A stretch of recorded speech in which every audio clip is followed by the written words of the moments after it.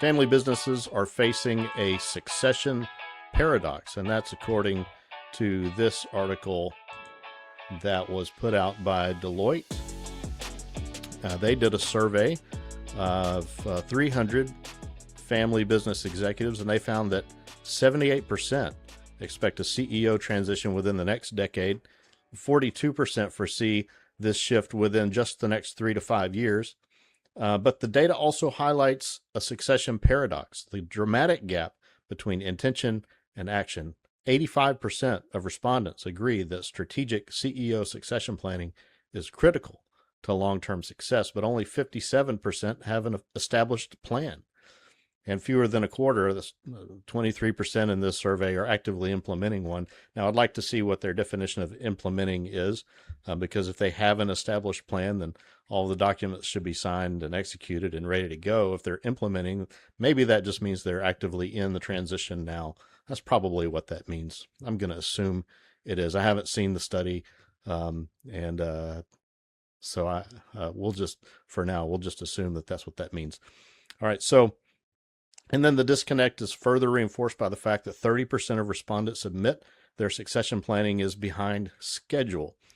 So that's a pretty big gap between intention and implementation. 85% of CEOs, family business CEOs, believe that it's critical, it's important to have a plan, but only 57% have one.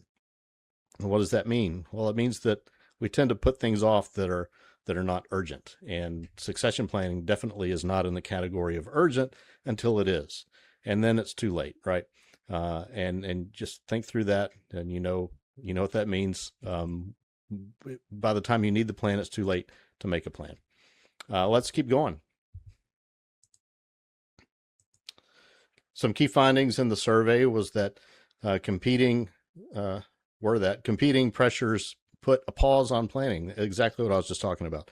Among those surveyed who say their succession planning efforts are behind, 6 in 10, or 62%, attribute their inaction towards succession not being a critical business priority at the moment, end quote, despite the risk of operational and financial disruption if a transition is needed unexpectedly. Let's kind of unpack that for a moment, because just because you believe it's not urgent doesn't mean it's not urgent, because none of us knows what tomorrow holds.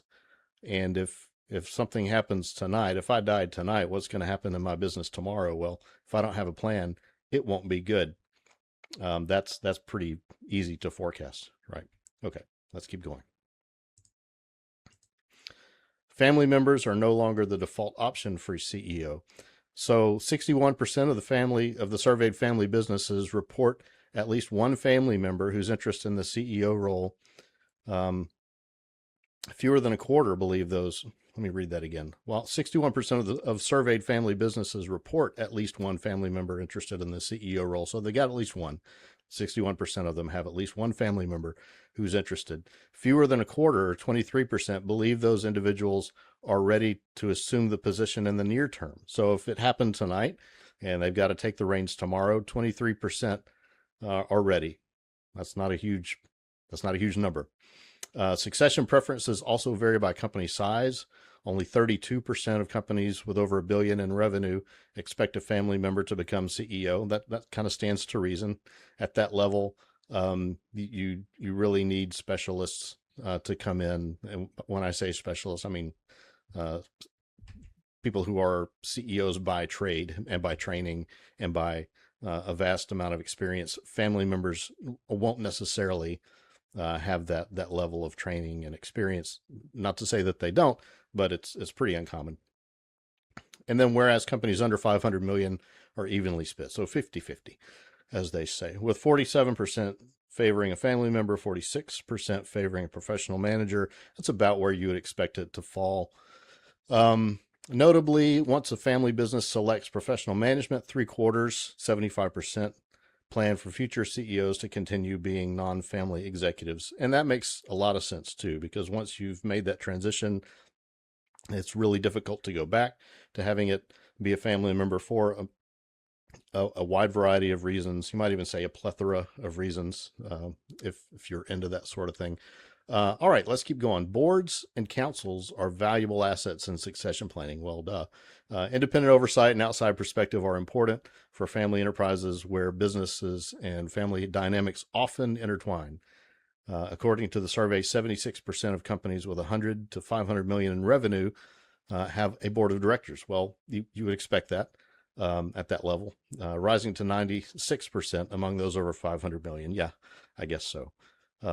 Anyway, a lot of this is just sort of obvious, but it really does get you to thinking about, a lot of businesses are facing this. Most businesses are facing this issue. The business owners, the founders are aging. They want to retire. At some point, they're not going to be able to run the business. And whether or not they have a plan is critical for maintaining continuity, family wealth, preserving family harmony, all those things. So if you don't have a plan, maybe you should start thinking about getting one. This reminds me of the HBO series Succession. I don't know if you've seen any of that, but I think they did 4 or 5 seasons, and it is high drama. I think in that series that there was a plan. They were definitely not all on the same page, and that's kind of important. That's what sort of lends to the drama, and the fact that the plan is in flux. It keeps changing, seemingly on a whim. That is an example of how not to do things. So if you've seen that show, it is very entertaining, but definitely an example of what not to do. Anyway, thank you for watching. If you like this content, like and subscribe, and I'll make more of this.